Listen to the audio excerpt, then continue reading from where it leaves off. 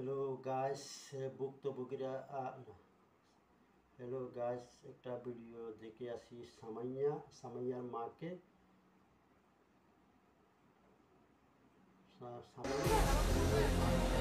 মা তোমরা পালাও, তোমাদের মারতে আসছে, তোমরা লুকাও। এভাবেই বারবার এই কথাটি বলছে। আর কেউ বাড়িতে এলেই খাটের পাশের ফাঁকে লুকিয়ে পড়ছে ছোট্ট শিশু সামাইয়া। বলছি, সম্প্রতি ঠাকুরগাঁয়ে প্রকাশ্য দিবালোকে ঘটে যাওয়া একটি অমানবিক ঘটনার কথা, যে ঘটনার কাছে হার মেনেছে অনেক থ্রিলার সিনেমাও। 5 বছরের ছোট্ট শিশু সামাইয়া তাসনিম বাবা মায়ের সাথে বসবাস করেন পৌর শহরের মুসলিম নগরে। প্রতিবেশী ঠিকাদার আওয়াল তাদের বাসার সাথে লাগোয়া একটি বহুতল ভবন নির্মাণের কাজ শুরু করেছেন। ইট সুরকি ও পাথরের টুকরো তাদের বাসায় অনবরত পড়ছে। এতে ঠিকাদার আওয়ালের যেন কোনো ভ্রুক্ষেপই নেই।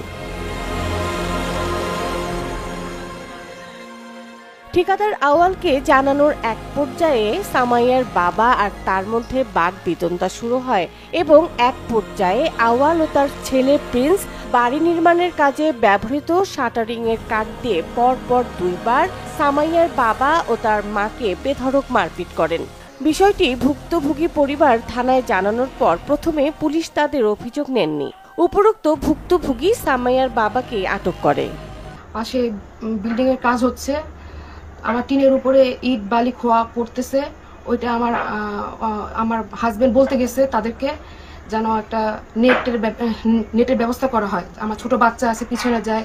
হ্যাঁ, কিন্তু ওইটা যখনই বলতে গেছে, তারা সঙ্গে সঙ্গে আমার হাজবেন্ডকে মারধর শুরু করে এবং আমি তখন আমার হাজবেন্ডকে বাঁচাতে আমি আগায় যাই। তখন তারা আমার মাথার উপরে বড় কাঠ দিয়ে বাড়ি মারে। আমি একজন অপারেশনের রুগী এবং সেখানে আমার বাচ্চাও ছিল। আমাকে বেদম প্রহারের দৃশ্য দেখে আমার ছোট বাচ্চা আতঙ্কে আছে। ছোট শিশুর সামনে আমাকে বেদম প্রহার করছে, এতে তার মনের উপর অনেক এফেক্ট পড়ছে। এর চাইতে দুঃখ আর কি হতে পারে।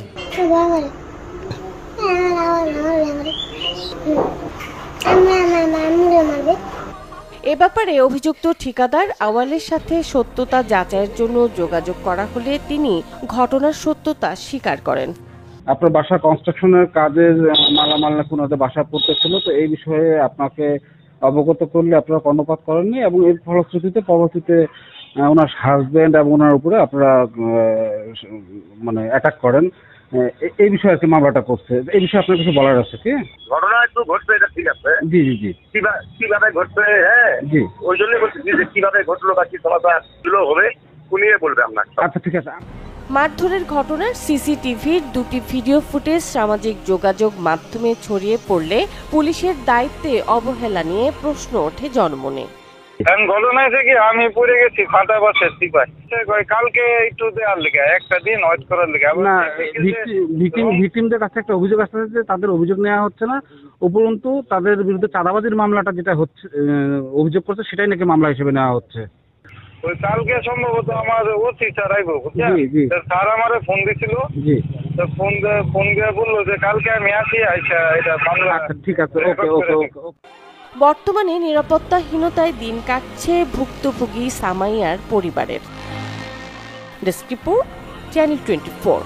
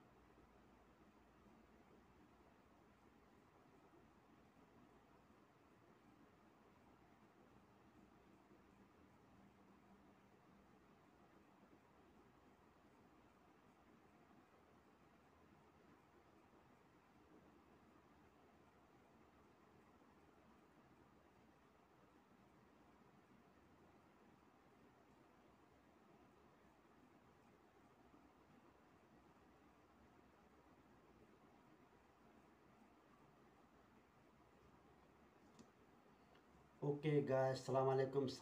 সামাইয়ার মার ভিডিওটা দেখার জন্য আপনাকে সালাম আলাইকুম, ধন্যবাদ।